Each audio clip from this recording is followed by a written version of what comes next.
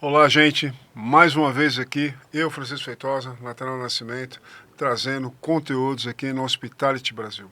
Hospitality Brasil, um portal, mais que um portal. São 360 ações que você vê em volta das áreas do serviço, da área da hotelaria, da área do entretenimento, da área da gastronomia e da indústria que compõe isso. Nós estamos fazendo buscando, não é uma revolução, mas sim os valores dentro desse setor. Porque através da hospitalidade, através dessa indústria, a gente traz um conteúdo rico, tanto para impostos quanto para a sociedade. E a Hospitality Brasil está hoje trazendo uma pessoa que já faz parte muitos anos do setor, agregando através de estudos, através de ações como executivo, através da comunicação, pessoa que tem uma história muito forte. Tenho a honra de receber aqui com a gente, né, nosso querido amigo Hilário Ângelo Pelizer, um profissional que tem uma história magnífica, né, contribuiu muito para o desenvolvimento do nosso país e principalmente para o turismo. Querido, seja bem-vindo, uma honra, muito grato de você estar aqui comigo e com Natanael Nascimento aqui pelo Hospitality Brasil. Seja bem-vindo e gostaria muito que você se apresentasse. Muito obrigado, meu amigo Francisco e professor Natanael, acabei de conhecer hoje. Que bom. Será, claro, uma satisfação poder contribuir com uma parte da vivência e experiência que eu tive dentro da indústria do turismo, a indústria da paz. O que eu posso dizer é que eu sempre me dediquei à pesquisa, ao estudo, nunca parei na servidão, só servir na companhia aérea, servir na empresa, servir na agência, na operadora. Já fiz um pouco de tudo, mas sempre alicerçado com base científica, nada empírico. Então eu fiz faculdades da minha área, fiz pós-graduação e fiz doutorado em ciências sociais aplicadas. E onde que eu desenvolvi toda uma metodologia, todo um referencial teórico, metodológico, científico. Não adianta ter muito conhecimento prático se não tem a base da como fazer, a metodologia. Para aplicação, né? Para aplicação.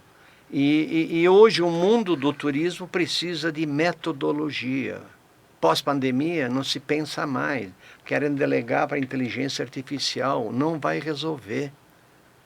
Porque a sensibilidade do cliente no atendimento, ele precisa de acolhimento, ser servido, que ele volte feliz da viagem. Então, eu estudei muito isso. E dentro dessas andanças, claro que não faltaram os artigos técnicos científicos.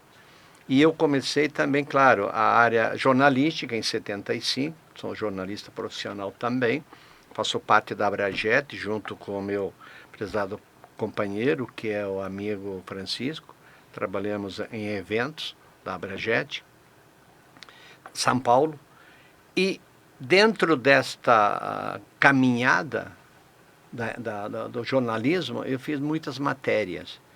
E também eu tive que produzir muitos artigos científicos, porque eu fui professor só em universidades, eu nunca dei aula no segundo grau, desde 77, eu comecei pela ECA USP, depois fui pela Faculdade Ibero-Americana, Padre Manuel da Nóbrega, foi a PUC de Campinas, PUCamp, que tem N ex-alunos que são doutores, são mestres. Isso é uma alegria a gente encontrar pelo mundo. E riqueza, né? Riqueza. E temos também, também lidei com a FAAP, professor da FAAP, uma das melhores instituições de pagamento de salário do professor, respeitando a política do degrau, que eu gosto sempre de ressaltar, porque ninguém pensa nisso. E depois eu fui professor do mestrado em hospitalidade, estricto sensu, da Anhembi Morumbi, desde o início da fundação, fiquei 7 anos lá. E depois fiz concurso na FAAP, na FATEC, então sou professor da FATEC há 13 anos, com 3 disciplinas da minha especialidade, e por força da circunstância tive que reduzir a carga horária. Mas eu estou ligado à FATEC para um vínculo acadêmico. Tenho uma empresa, fundei uma empresa chamada Sestur, que é um centro especializado de turismo, que muitos do turismo o apelidaram de centro espírita, porque aparecia ESP Turismo. Então acharam que era centro espírita, mandavam para o centro espírita. Eu achei interessante. A partir daí resolvi transformá-lo no pronto-socorro do turismo. Foi uma briga, porque o pessoal não aceita. Pronto-socorro é doença, é morte. Turismo não tem nada a ver, muito pelo contrário. Do lado empresarial, foi a melhor coisa que nós pudemos criar. E quem foi o meu padrinho que não aceitou foi o Ulrich Millerhausen, diretor de marketing da Varig, poderosíssimo. E ele foi contra, ele dava palestra para a gente. Ele falou, você está maluco, isso não existe, professor. Pronto-socorro jamais, você não tem meu voto. Fiz uma pesquisa e perdi a pesquisa. Meus parceiros, professores, colegas, empresários, mas nem pensar. Eu resolvi de uma forma bastante técnica, contratei uma empresa de publicidade e faça um artigo, uma matéria, paga, no Estadão Economia, 1985, e publique, num domingo, Economia. E tive o resultado, ligações do Brasil inteiro, e tive a honra e a sorte, que o mundo é assim, ele conspira para o bem. Eu faço o bem, então É isso aí. eu comprei um telefone e veio 2585000. Da onde vem isso? É uma coisa assim transcendental. Eu falei, nossa, 2585000, pronto-socorro do turismo. Nossa, aí ficou, caiu. Placou de uma forma tão... O que vocês fazem? Pronto-socorro do turismo. Então as companhias aéreas, meio de hospedagem, operadoras, agência, governo, Embratur. Foi assim, recebi elogios de Brasília, deputados, senadores, os empresários. Então foi um momento importante. E ficamos hoje, completamos dia 11 de setembro, que você foi convidado, você esteve, 50 anos de empresa. Que legal. 50 anos. Parabéns. Meio século. Deixa eu fazer uma pergunta, né, reflexiva para mim aqui. Pronto-socorro, ele demanda a ideia da emergência, da urgência, porque não se trabalhou preventivamente, correto? Então, nesta linha, o turismo ainda tem muito de pronto-socorro e poderia ter mais de prevenção e trabalhar mais planejadamente para não chegar na urgência? Perfeito, Antônio. Eu quero me reportar ao velho Kurk, que era o dono da marca Hertz no Brasil, que implantou. E eu tive uma consultoria para ele estava preocupado. Ele falou, pronto-socorro é muito pouco, vamos abrir a UTI do turismo. E ele me fez todo papel timbrado, envelope, tudo, UTI do turismo. Eu tenho a coleção guardada como uma recordação. Então eu diria que pós-pandemia nós temos uma necessidade da UTI do turismo. Nossa. É mais grave. Mais grave ainda. Eu estou tentando sair disso, mas não tem jeito. Primeiro precisa tratar a urgência, né? Urgência. Então, e ele foi muito, e me remete. Então eu tenho o pronto-socorro nos deu. E quem nos deu também grande apoio nesta época foi a Braniff International, que muita gente não sabe quem foi. A Braniff International, uma empresa americana. Depois veio a American Airlines, tivemos a Transbrasil, que me ajudou muito, a própria Varig, o Ulrich Millerhausen, como diretor de marketing, a ABAV, nós tivemos muitos projetos com a ABAV, Embratur na época, do Miguel Colassono, grande incentivador da pesquisa, e no Sindetur também tivemos projetos. Eu criei, por exemplo, a Escola Aberta de Turismo. Curso livre de turismo. Quero aproveitar aqui, para a gente aproveitar a continuidade.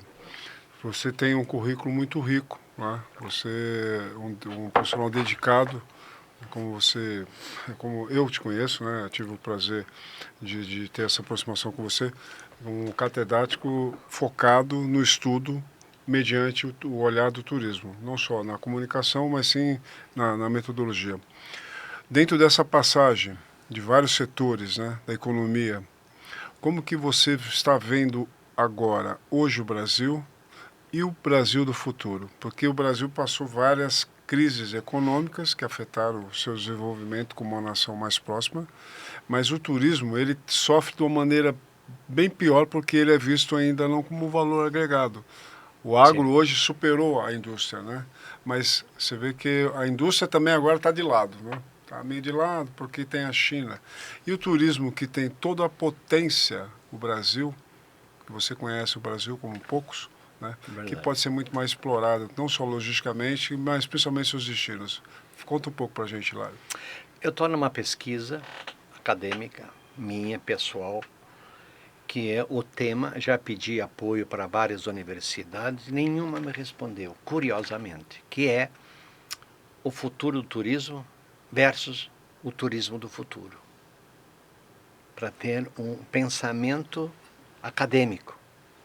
Como desenvolver uma metodologia para a gente vislumbrar o turismo do futuro versus o turismo... O futuro do turismo versus o turismo do futuro. Porque é uma coisa que precisa ser feita. Então, alguém tem que ter este... É uma tarefa difícil, estou me dedicando, pedi apoio para vários amigos fazerem cortes, artigos, pegando, por exemplo, a hospitalidade, pegando transporte aéreo, transporte regional, locadoras, dentro do sistema de produção do turismo. Porque o turismo é um composto de um sistema de produção, um sistema econômico. E pouco se entende disso, o pessoal não analisa isso. Então, existe aqui estudos publicados, que vocês podem ver, que é o sistema de produção, destringindo, classificando quais são os componentes do sistema de produção do turismo para a gente fazer as intervenções. Então, nesta visão turismo do futuro, dentro desse sistema de produção, o que vai necessitar mais para o Brasil?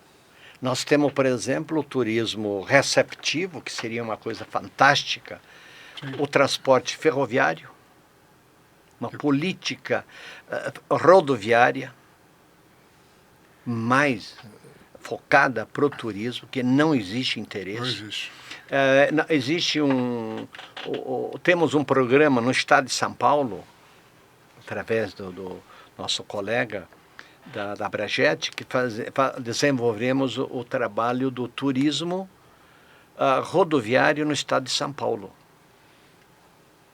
criando regras, incentivando as empresas, fazer reserva, utilizar a linha regular de ônibus para fazer bloqueio de lugares para um determinado local, coisa que não existe. Então tem que ter uma ingerência do Ministério do Turismo, a Secretaria Estadual de Turismo, a Prefeitura Municipal, para que a gente crie um modus operandi, que as pessoas de menor poder aquisitivo possam viajar. Sim. E serem recebidas no destino.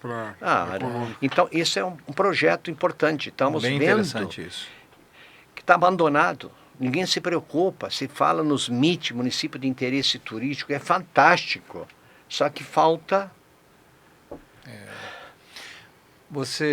Falta exatamente a funcionalidade disso. Integrar o polo emissor e o polo receptor. Você fala dentro de uma visão integrada de turismo, todos no processo, né, da produção do turismo. Sim. Todos os agentes, as interfaces necessárias, pelo que a minha percepção daquilo que você colocou como os fornecedores, né, produtores do tem que estar integrados.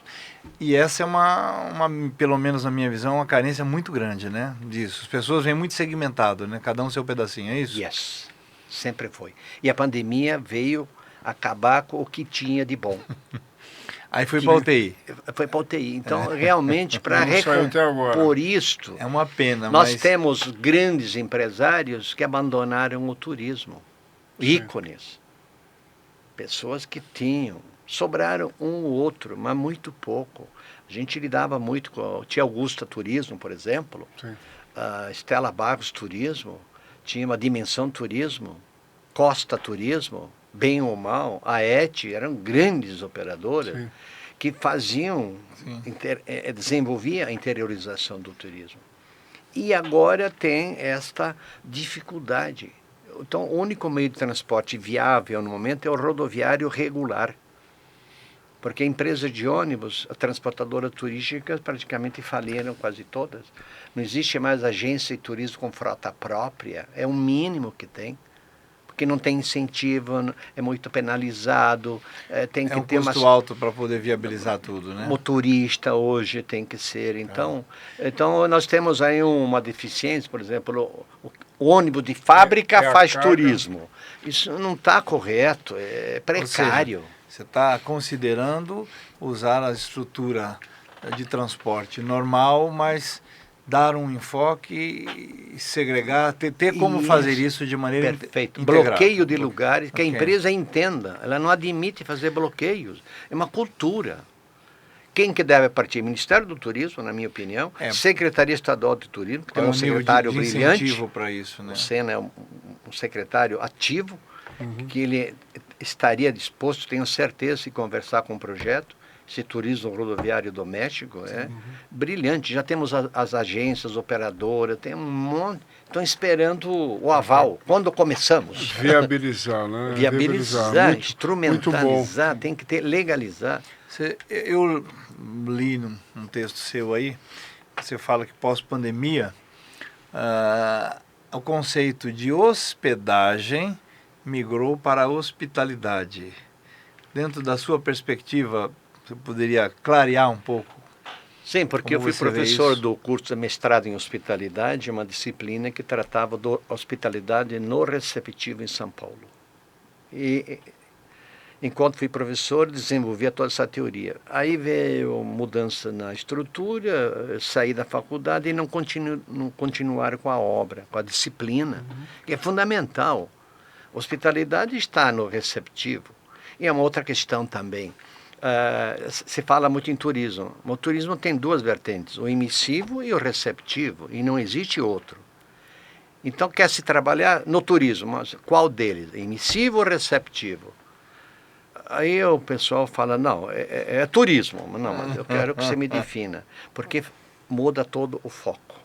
Perfeito. E a hospitalidade, ela tem que evoluir.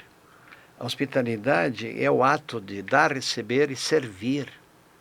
Servir é atender da melhor maneira possível, de uma forma, vamos dizer assim, harmoniosa, honesta. E isso facilita muito. Porque existe um outro estudo também, que eu tenho aqui, que é o turista do século XXI. Como é que ele tem N, mas só que ele tem certos parâmetros que são fundamentais, que têm que ser evidenciados. Porque o turista, ele viaja, ele participa de 3 momentos da viagem. Antes, durante e depois. E cada elemento do sistema de produção exerce o papel dele. E tem que entrar a hospitalidade como meio de mantê-lo sempre na boa sintonia. Então, antes da viagem é sonhar. Durante a viagem ele vai sentir, ele vai olhar, vai tocar e vai viver. E no final e depois da viagem, recordar e reviver. Então, se a hospitalidade for plena, genuína, ele volta feliz. E isso que as empresas muitas vezes não entendem. Os governos fazem campanha, os MITs são maravilhosos, mas só que muda de prefeito, muda toda a política, muda secretário, o foco. Infelizmente não há uma continuidade. Não é um programa de governo, né? Não. Então, a gente que é da academia, eu sou empresário, tenho 30 anos de empresa, da assessoria e consultoria, é o laboratório, dou aula em faculdade, várias delas, uma experiência, publico os livros, trabalhos técnicos. Isso. Então a gente tem, a militância dentro da atividade que pode orientar todo mundo, modéstia à parte. Claro, é muito rico aqui essa vasta experiência do Hilário aqui para nós, né? Hilário, dentro do que você explicando, que é entre o fornecedor e o distribuidor, que é essa mudança das empresas, né? Porque o modelo de negócio mudou. Hoje o digital, né? Uma pequena agência, um casal, né? Consegue ser uma agência de viagem, né? Ele faz esse movimento. A tecnologia, ela veio para somar, as pessoas estão viajando mais, né? Principalmente a geração mais nova, eles têm um apego a experiências do que a patrimônio. a geração mais nova.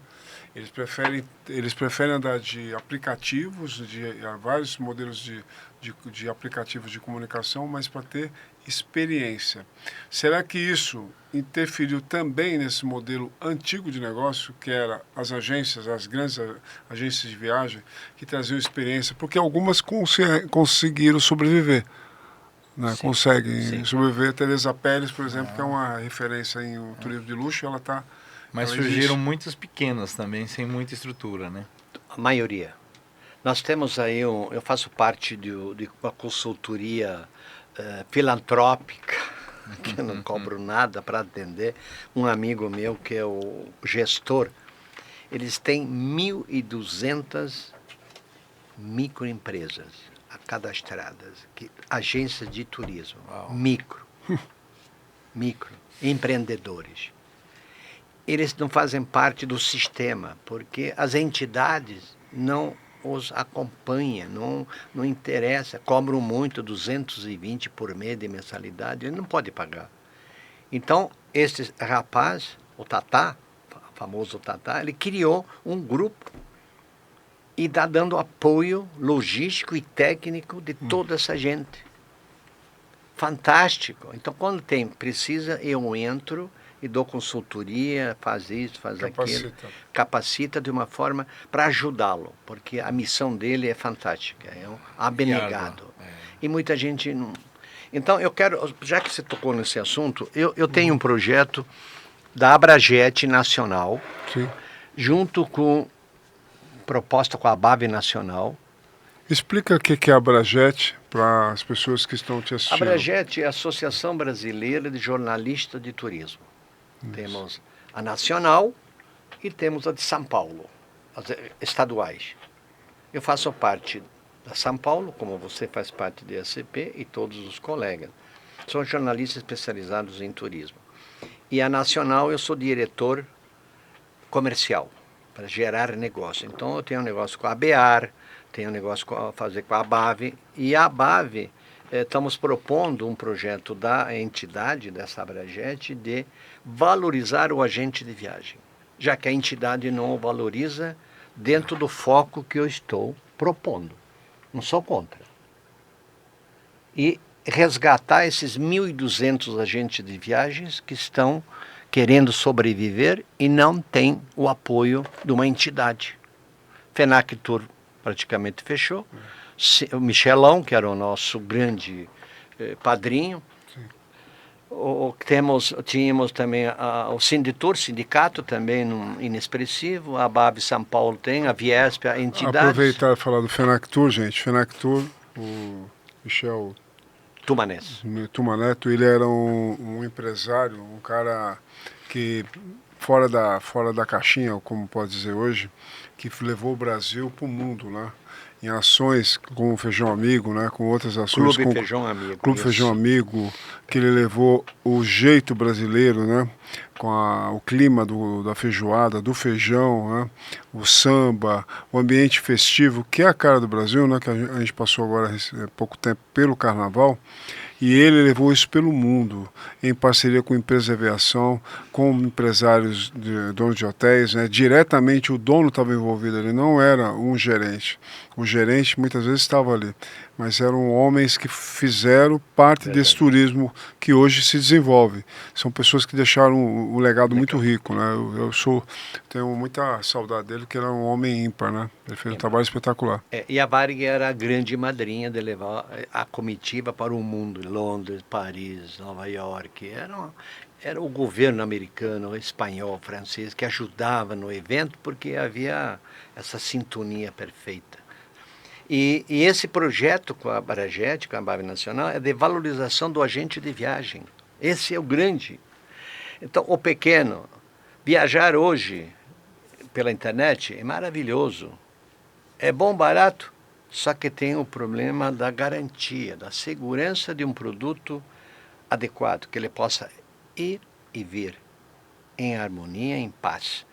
Então, nós temos hoje esse projeto que o agente de viagem cuida do passageiro, ou seja, o agente de viagem é a única empresa do turismo do mundo, gente, que se preocupa em 3 momentos da viagem: antes, durante e depois. Ninguém mais. Ninguém mais. Hotel, Acabou. companhia aérea, check-in, chega no aeroporto, faz check-in, embarcou, desembarcou, tirou a mala, acabou. O agente está presente antes, durante e depois. Então, esse é o projeto que vamos levar para a BAV, divulgar para o consumidor entender que o melhor caminho é o agente de viagem. Importante. Mas ele é cultural, é cultural. Venho falando isso há mais de 30 anos que eu escrevi isso, mas o pessoal não entende. E tem mais, eu fui assessor da BAV em São Paulo durante 3 anos. 3 anos, e não consegui mudar a mentalidade do Modesto, que era o presidente, meu amigo. Fiquei 3 anos aguentando o italiano, sabe? Torcedor do Juventus, jogador do Juventus, mas era um baita do empresário. Então eu falei, Modesto, vamos fazer, valorizar o agente de viagem. Por quê? Porque o agente é o único profissional que te cuida antes, durante e depois. E mais ninguém. É um conceito importante. Fundamental. Porque quando a pessoa planeja e cuida de toda ela mesma, a sua agenda aí, pela tecnologia, mas ela não tem todo o conhecimento dos aspectos que tem. E a segurança, como você citou, Perfeito. Né? Então, o pessoal fala, porque tem um conceito que a gente comprar através da agência é mais caro. Muito pelo contrário. Muito pelo contrário. Eu vejo gente aí perdendo dinheiro, vem reclamar comigo. Meu irmão comprou um pacote não sei aonde e veio reclamar que você podia resgatar. Falei, meu amigo, comprou aonde? Quem é a agência? Não sabe. Vê na internet, preço bom. E aí é golpe. Tem muito golpista também. Então, muito, o agente de viagem triste. cadastrado, dificilmente ele dá o golpe, porque ele é uma pessoa responsável. A valorização de uma categoria toda, né? Perfeito, perfeito. Ora, voltando assim, falando um pouco da hospitalidade, que ouvindo você falar aí do turismo receptivo, né? Porque todo mundo quer ganhar dinheiro, está ali para ganhar dinheiro também, tem um negócio, certo? Perfeito. Até onde vai? Porque o negócio pelo negócio ele tem uma certa frieza, e quando fala da hospitalidade, a mim pelo menos, me vem a palavra da questão do quanto você põe do coração, além da cabeça, na recepção das pessoas, da hospitalidade. Nós estamos preparados para isso? O quanto ainda precisamos ensinar e aculturar a hospitalidade, onde realmente você esteja, não é só técnica, é coração de fato, alegria em receber bem. Isso vem do processo da educação integral. Eu estudei todo a década de 70, que é estudo dirigido, que hoje transformaram, estão lançando aprendizagem invertida. Isso é uma aberração. Já foi feito em 70. 2 autores americanos, eu tenho acesso, já recebi, e tem 2 entidades no Brasil famosas, poderosas, que estão vendendo esse contexto, aprendizagem invertida.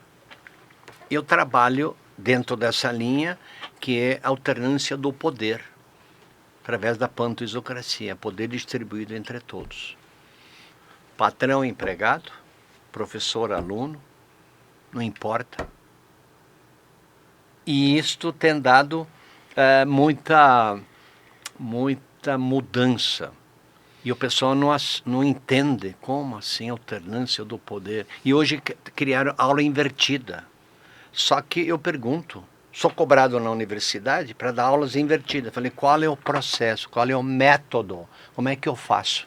Não, mas isso aí você tem que dar um tema, ele pesquisa, que é o que fazia no passado, que é aprendizagem dirigida. Agora, em termos de aplicação, como você está falando, né? Isso é uma questão meio de ambiente de formação, de educação, né? Normal. Mas para o trabalho, o que podemos vislumbrar para ajudar que o turismo receptivo ele realmente encante na hospitalidade? É um processo. Qual que é o primeiro passo? Primeiro passo é educação, a base. Se a pessoa tem educação, é um cara educado, ele leva da casa Educação para familiar? Familiar começa na família. Educado. Eu, por exemplo, por que eu tenho esse espírito? Porque eu fui alfabetizado por uma freira do Beatíssima Virgem Maria. O pessoal fala, mas freira? E hoje ela tem 95 anos, eu a visito Que legal. e digo, professora, madre, a senhora me ensinou a ser gente. Educação, respeitar o mais velho, quer dizer, era toda uma base. Mas a escola me deu o norte. E tinha que estudar. Estudem. Eu tive sorte de estudar, poder estudar. E hoje a dificuldade... Você estuda até hoje. Até hoje eu estudo. Você Por exemplo, se torna um prazer, né? por exemplo, Fala esses livros aqui maravilhosos. este livro aqui, que fala sobre desafios para a educação século XXI pela técnica ativa disruptiva do CIP, que é um seminário interdisciplinar de instrução permanente. É uma metodologia que eu demorei, para vocês terem uma ideia, 45 anos de pesquisa. Uau. Não foi um ano, 45 anos, comprovadamente. Aplicando na academia, no corporativo, porque eu tinha empresa, hotéis, agências, companhia, operadoras. E no segundo grau, que é mais importante, universidade, pós-graduação, a graduação, que tem o resultado. Demorei 45 anos. de pesquisa. Não foi feito. Então, a gente tem, claro, é um composto, é um processo. Sem Tem dúvida. 10 formulários, tem tudo. E esses demais livros? E Que é tem que mais, você este aqui é esse aqui é das agências que nós estamos falando. esse aqui é esse aqui é uma homenagem ao Toledo Pisa, que é Turismo e Estudo do Meio. Um processo informal e alternativo de ensino-aprendizagem. Usar o turismo, as viagens, os passeios como forma de educação. Concordo. Essa é uma visão prática. Prática. De como Que as aplicar escolas isso. fazem, mas sem método. Vai porque vai sair um pouquinho da escola, vai passear. Tem umas e Vai na outras. fazendinha. né? Vai ver o leite da vaca, mas tem que ter um propósito acadêmico, de formação, seja ele da primário para primário, ginásio, colegial, faculdade, Sim. mas tem que ter o retorno na faculdade. Aqui se instrumenta a escola, a faculdade, de como tirar a parte prática, o resultado disso. Ótimo. Essa é uma obra, uma continuação do Toledo Pisa. O Toledo Pisa, ele criou Estudo do Meio, uma história muito linda, e eu dei continuidade à obra dele, porque ele merece. Então eu dei continuidade, transformei, tenho aqui os pressupostos dele, fiz com muito gosto, porque ele era muito meu amigo. E, então então tem todo. E este aqui que é o administração e gerenciamento de agência e turismo, também muito usado, falado. E tudo que nós falamos na época da publicação está acontecendo hoje, curiosamente. Que é a linha, por exemplo, do pensamento de que o funcionário é gerente de si próprio. E hoje, com a tecnologia, ele é gerente de si próprio. Ele trabalha em casa, a posição remota. Então, a preparação deste indivíduo, como é que ele vai adquirir a hospitalidade, ser hospitaleiro com o passageiro? É questão de formação. E tem mais este aqui, que é o Planejamento, Gestão em Turismo e Hospitalidade. Fantástico também, quando era do mestrado lá da IMB. E este é o Vedete também, que é o turismo de negócios. Fui o primeiro, praticamente. As feiras, né? Os Turismo de negócios, corporativo. Os eventos. Tem crescido esse mercado. tem São crescido. Paulo vive disso, né?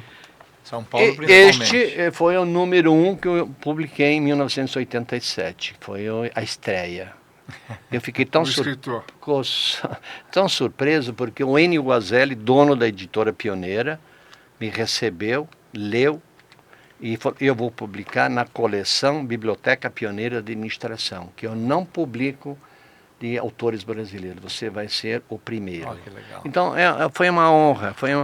E tem coisas aqui que muita gente do exterior pede o livro, porque tem coisas aqui que não tem na literatura Pesquisa, convencional. né? Você fez, né? Estudo, na época. Eu era moço ainda, era um sonhador. Ainda é. Então vejam que tudo isso faz parte de uma preocupação, que atividades, se o turismo vai bem, todo mundo hotelaria, transporte, o sistema, componendo o sistema de produção, todos, e não há uma sintonia entre todos esses componentes do sistema de produção do turismo.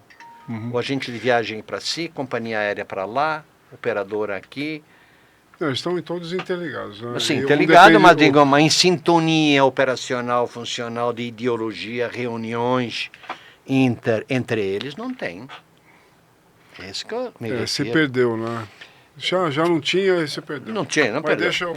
Deixa eu te fazer uma pergunta mediante um artigo seu que é aspecto do turismo e da hospitalidade, né? Como a palavra hospitalidade mundialmente ela está criando força, né? E pega parte que eu vou até ler aqui para vocês, parte desse material muito bacana, depois vai estar no nosso portal. O conceito de hospitalidade na língua inglesa, no inglês britânico, ele traz quase todas as formas que faz parte o acolher, o receber, o servir, né? Até olhando pelo lado, vamos falar, religioso, já está lá, servir, né? Então a pessoa servir um copo d'água, né? Dar uma atenção para aquela pessoa de passagem. Você trouxe um texto muito rico aqui e você fez várias, numa linha de integração, você uniu várias metodologias. Explica isso aqui e até mediante a frase que está aqui. Assim, a boa hospitalidade é aquela que se coloca no cliente no ato de servir. E aí você coloca embaixo o pressuposto da hospitalidade, dar, receber, servir, entre aspas, retribuir, que é o DRS com R, precisará se reinventar-se com inovações pontuais, formação de novos profissionais, com um novo perfil de ubiquação e os profissionais atuantes com novas teorias inovadoras. Fala um pouco desse contemplação, né? Porque desse novo momento. Você tem uma bagagem e isso está muito rico aqui nesse contexto. Eu estudei no mestrado, no doutorado. Eu fiz doutorado em turismo, então o pessoal muitas vezes, como assim na época? Eu estudei. E foi difícil, mas tive um mestre, um professor que entendia mais do que eu em turismo, como professor, porque ele tinha método. Eu não entendia isso. Metodologia, critérios, procedimentos. E esta colocação que eu faço aí é nesse sentido de que a gente precisa renovar. Como que você vai mudar a mentalidade de um jovem? Eu tenho netos, que eu falo como exemplo, como mudar a mentalidade dele para servir as pessoas, receber bem as pessoas, o vizinho, o amigo, o colega. É difícil. Então, o que precisa é uma metodologia, uma forma de treinar essas pessoas de uma forma pontual, real, efetiva, que ele ponha a mão na massa. É a mesma coisa que você formar um padeiro. Ele tem que pôr a mão na massa. Sim. E ser um bom anfitrião, ele tem que pôr a mão na massa, tem que saber ouvir, entender e analisar o perfil do cliente. Eu falo perfil de ubiquação, você tem que receber o cliente, olhar para o cliente e ver o que ele quer. Isso é amadurecimento, isso é pesquisa, é estudo. Perfil de ubiquação. Qual é? O que ele está pensando? Dá para fazer isso? Dá. Hoje em dia, com a tecnologia que a gente tem, a gente consegue interpretar o que ele pensa. E muitas vezes a gente não tem a delicadeza de ser gentil. Em que posso ajudá-lo? Qual é o seu sonho? Qual é o seu sonho? Então, você quebra. Meu sonho é ir para Londres, mas não posso, eu quero um lugar similar. Pronto, está resolvido. Onde que eu mando ele? Então, são coisas que a gente precisa ter formação, educação, treinamento. Eu desenvolvi nesse livro aqui, Desafio para a Educação Século XXI.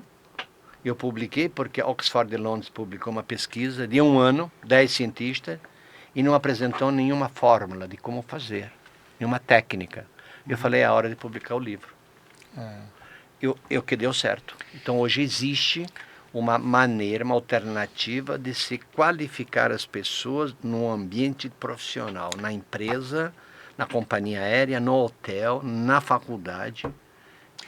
Numa condição ideal, a afirmação de que quem vai atender assim, com hospitalidade, ele tem que descobrir alegria em fazer isso, ter uma alegria pessoal em servir e a satisfação de quem ele atende lhe trazer alegria. Isso faz sentido? Faz sentido. O pessoal fala assim, eu vejo aí, você tem que sorrir, mas sorrir sem o coração querendo não dá certo, o cliente percebe. Que é falso. Então existe muita falsidade. Não bate entre a teoria e a prática. Não é verdadeiro. Eu, quando dou consultoria para os empresários, o pessoal se sente à vontade, mas você fala tão manso, tão simples, óbvio. O óbvio, por exemplo, tem que ser o óbvio. O que é ser óbvio? Alguém fala hoje em ser óbvio na conversa, na negociação? Fala do óbvio. É curioso, né? E a gente difícil hoje, as pessoas estão porque a dinâmica, o pessoal fala, não, porque a tecnologia, ela existe, mas o ser humano tem olho no olho. É isso que vale. E pode mudar. Que pode mudar. Esse calor humano, ele é transmissível, transmissível, ele existe, essa química. Aquela forma de atender o cliente com gosto, ele percebe. Você foi muito gentil, não vou comprar, mas eu gostei de você me explicar da maneira, e eu volto aqui e volta.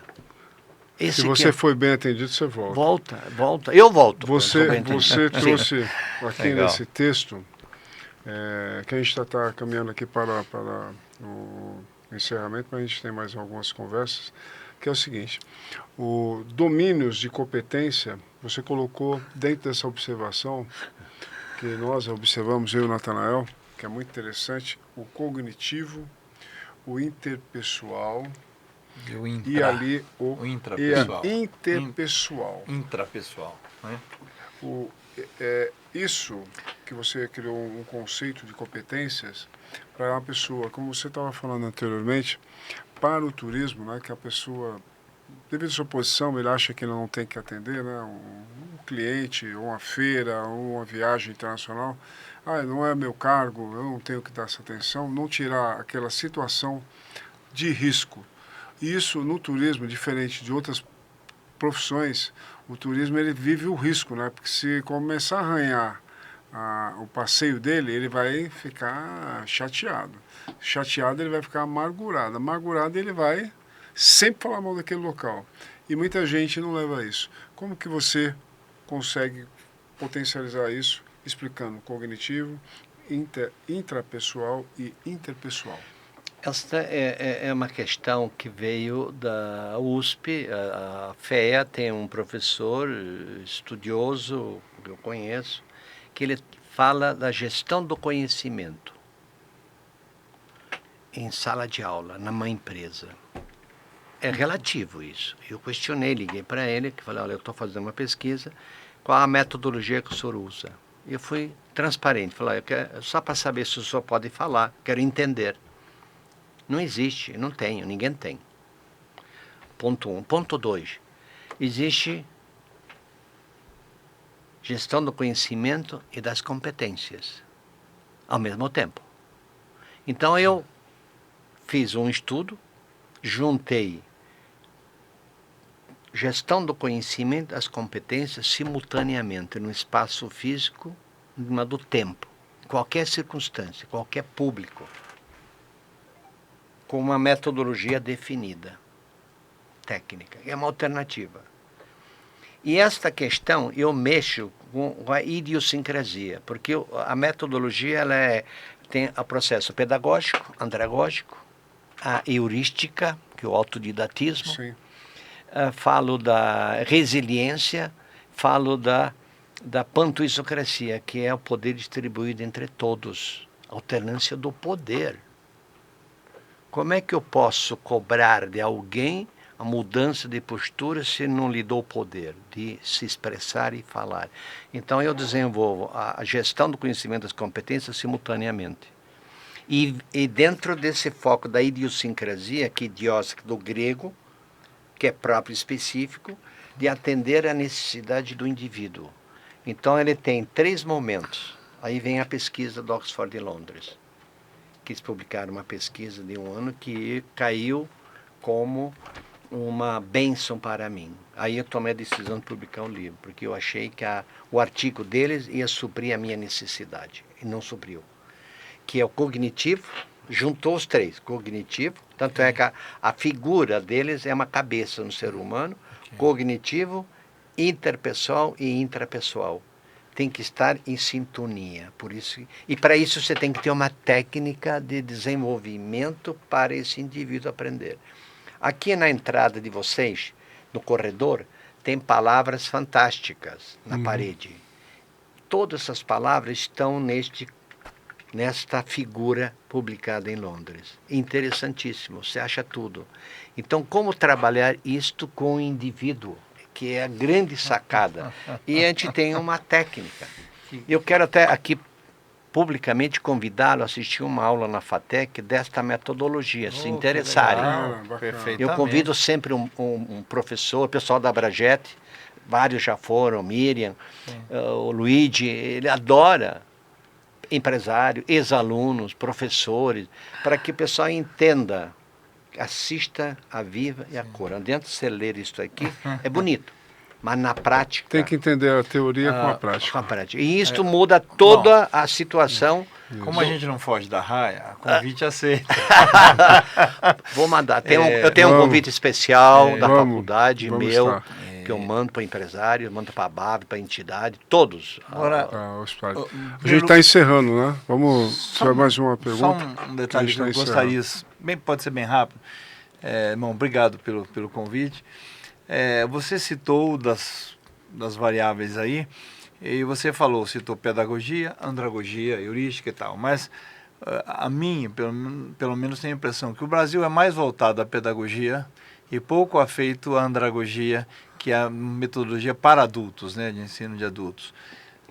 Eu acho que esse pode ser um ponto que nos ajude a refletir um pouco mais para ajudar na formação, ou estou falando bobagem? Você está lidando com adulto, mas só a andragogia não resolve. Eu tenho a heurística, que é o autodidatismo. Sim. Então existe aí o empreendedorismo, que para mim tem que falar a verdade. De onde vem isso? Qual é a parte da ciência? Te transformar num empreendedor sem clarividência, sem metodologia. Quer dizer, não precisa de todas elas. Não. Né? É isso? Não? Não, mas no processo que eu estou propondo, a mudança do indivíduo, que é a formação integral. Ok. Tem que ter uma formação, ele tem que saber decidir, saber conversar, resolver, comprar e vender. Seja ele empreendedor, seja ele funcionário. Perfeito. A atitude é a mesma. Perfeito. Isso. Eu, quando fui da aviação, eu vestia, como dizia na época, vestia camisa. Eu vestia. Sim. E eu tinha, claro, a benefício do presidente, que ele me convidava para os eventos, porque eu fazia certinho, não abusava, fazia certinho. Mas viu uma boa cartilha que orientou. E hoje mas a cartilha é da antiga, gente. a cartilha tinha um modelo. A pessoa que ela tem um espírito empreendedor, ela sendo funcionária de uma empresa ou tocando o próprio negócio, né? Porque é isso que não conseguem tá fazer. Nela, né? Porque quando eu tiver a minha, eu vou fazer diferente. Eu já vejo muito pessoal falar, aluno falando assim, mas não é assim. Hilário, estamos... podcast é o tempo muito rico, a informação que você nos traz, né? É muito profunda e faz parte desse universo, né? Que é o setor do entretenimento, o setor da hotelaria, o setor da mobilidade, né? E você que tem um conhecimento vasto através desses vários livros, né? E ter passado nas melhores mesas, né?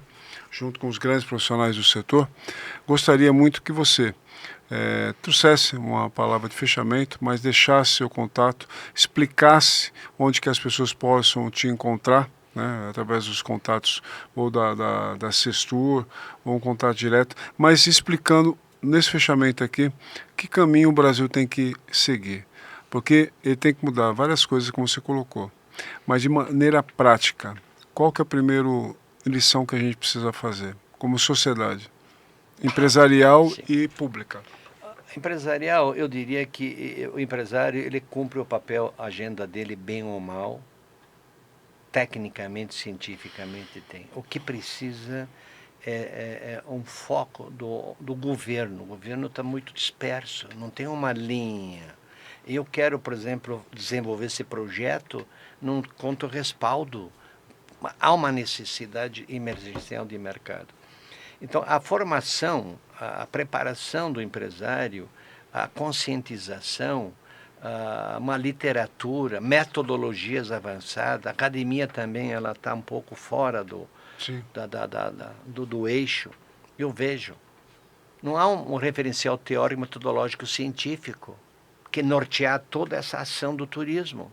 Hoje se fala em turismo de base comunitária, por exemplo, como se fosse ir na padaria comprar um pão.